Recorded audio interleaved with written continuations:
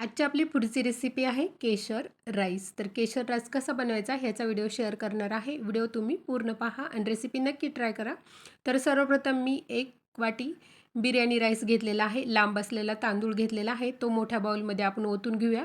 आणि सर्वप्रथम आपण आपला राईस जो आहे तो साधारण 3 ते 4 पाण्याने स्वच्छ धुवून घ्यायचा आहे. धुवून घेतल्यानंतर मी गॅस चालू करून आपली कढई गॅसवरती ठेवलेली आहे. त्याच्यामध्ये साधारण आपल्याला 3 ते 3.5 वाटी पाणी ओतून घ्यायचं आहे. तर 1 वाटी राईस घेतलेला आहे, त्यानुसार आपण 3.5 वाट्या पाणी ह्याच्यामध्ये ओतून घेणार आहोत. तर पाणी ओतून घेतल्यानंतर धुवून ठेवलेलं जे राईस आहे आपलं तांदूळ ते ह्याच्यामध्ये टाकून घेतलेलं आहे आणि थोडंसं किंचित मीठ ह्याच्यामध्ये टाकून घ्यायचं आहे, मिक्स करून घ्यायचं आहे. अगदी थोडासा नारंगी कलर ह्याच्यामध्ये मी टाकणार आहे आणि मीठ ह्याच्यामध्ये का टाकलं, कारण गोड पदार्थामध्ये थोडंसं मीठ टाकल्यानंतर पदार्थाची चव डबल होते, फार सुंदर पदार्थ लागतो.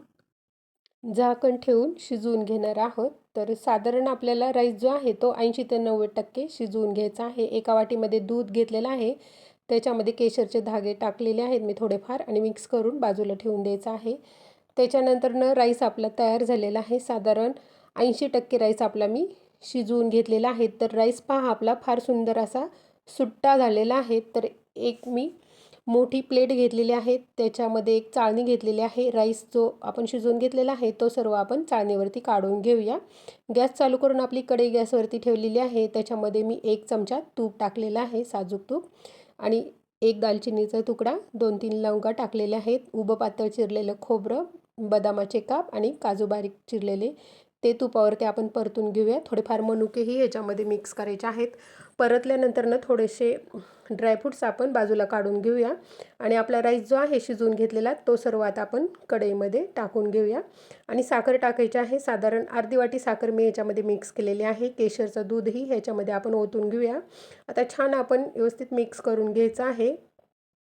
त्याच्यानंतर ह्याच्यामध्ये मी अर्धा चमचा विलायची पूड टाकलेली आहे. तर मिक्स करून घ्यायचं आहे. गॅसची फ्लेम अगदी बारीक करून साधारण 5 मिनटं झाकण ठेवून आपण आपला राईस जो आहे तो शिजवून घेऊया. तर मस्त असा आपला केशर राईस तयार झालेला आहे. गॅसची फ्लेम बंद करायची आहे, झाकण ठेवायचं आहे आणि 5 मिनटं असंच आपण कढईमध्ये राईस आपला ठेवायचा आहे.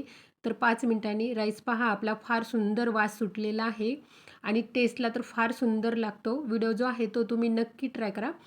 तर मी एक प्लेट घेतलेली आहे. प्लेटवरती आपण आपला केशर राईस काढून घेऊया. तर सर्व केशर राईस मी प्लेटवरती काढून घेतलेला आहे. गार्निशिंगसाठी काजू बदामी वरून टाकलेले आहेत. तर एनी टाईम फेवरेट असा हा केशर राईस आहे. तर व्हिडिओ जो आहे तो तुम्ही नक्की ट्राय करा, शेअर करा, कमेंट्स करा. असे छान छान व्हिडिओ घेऊन मी येतच राहील. मस्त खा, स्वस्त राहा. माझा व्हिडिओ पाहिल्याबद्दल धन्यवाद.